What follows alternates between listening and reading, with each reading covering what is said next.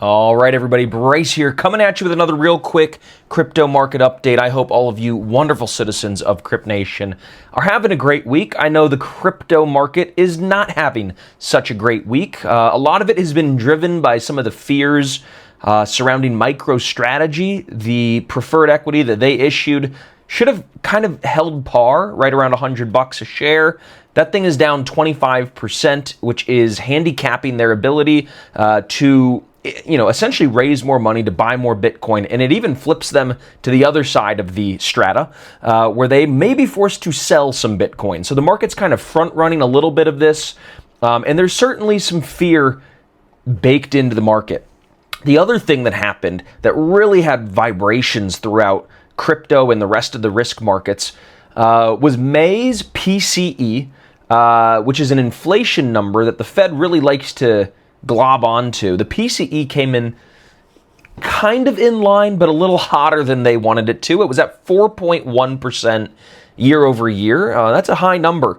And this is something that, people weren't really excited about who held crypto. Things fell down quite quickly because what does that high PCE number sort of imply is higher odds of rate hikes this year. Higher inflation, more reason to give the Fed to cut or to hike rates. So what we saw was 80% odds priced in for September to have rate hikes.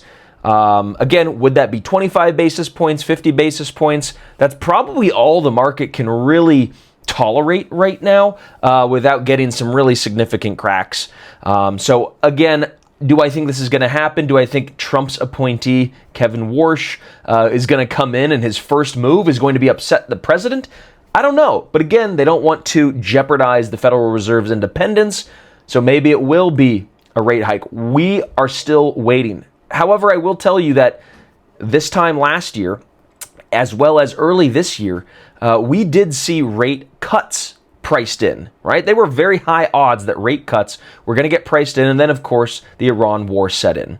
That completely started to price out the rate cut opportunities, and so even though something has 80% odds of happening, 3 months out, it doesn't mean that it's a sure thing. Those odds could very quickly come down if another exogenous, unexpected event comes to happen. Now, speaking of the Iran war, this has obviously been one of the main drivers of price action across all markets.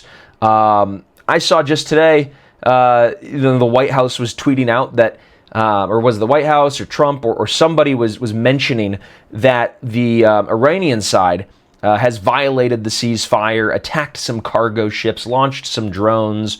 The Iranian side is saying that, Israel and the United States have violated the ceasefire already. This thing's not even a week old, and people are already violating it. So we will see there's still a lot of uncertainty priced into that, and there's just no telling. Oil prices have come down off their highs, but they haven't plummeted back down to pre-war levels. So there's still a lot to see there, okay?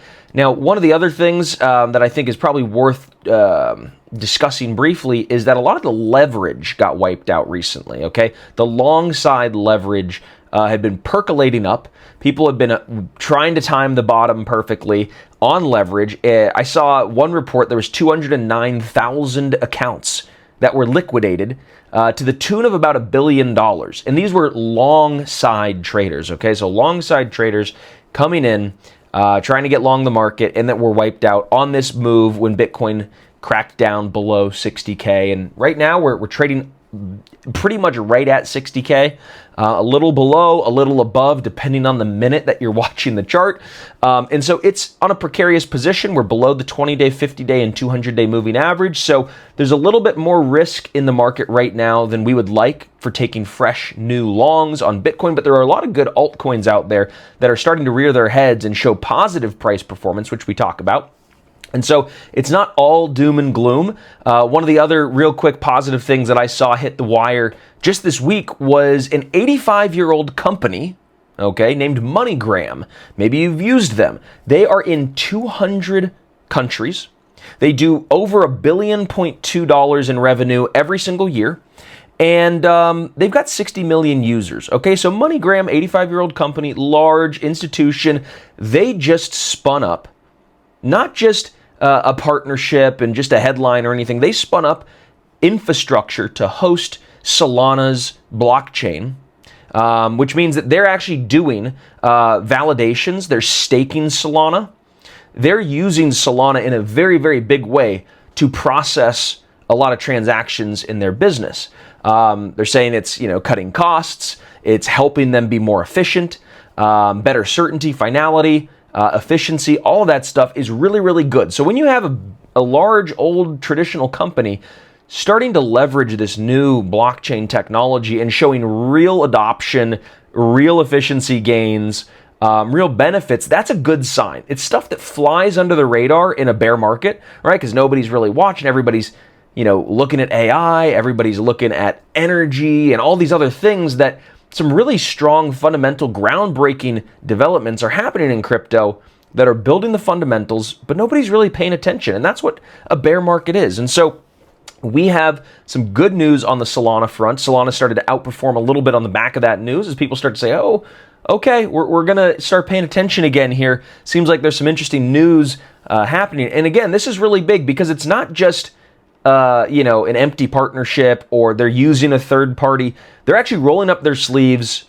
They have hired Solana developers to build core functionality, host their own hardware, stake Solana, make real transactions. This is really big. So again, this flew under the radar, but it's something I definitely wanted to bring to you guys today to give you a little bit of encouragement under a tape that is not so encouraging at times. But you can see this descending trend line here on Bitcoin. It looks like we're coming back to retest the breakout that we saw earlier in the year.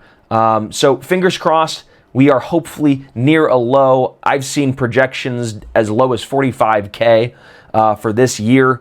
So again, I'm not going to be surprised if we trade a little bit lower, but my bet is that things in terms of the rate of change, the acceleration of the downside, is not going to be increasing. So we might see some prices as we chop a little bit lower. I just don't think we're going to see that really, really, really sharp downwards movements like we've seen in the past 9 months. So look, the bear market, it's been tough. I think we might have a few months left of sideways to slightly down before we get some real ripping moves to the upside. But again, there are some bright spots in the altcoin world as well. So anyhow, that's your crypto market update. Hope you enjoyed, hope you learned something, and happy, safe trading.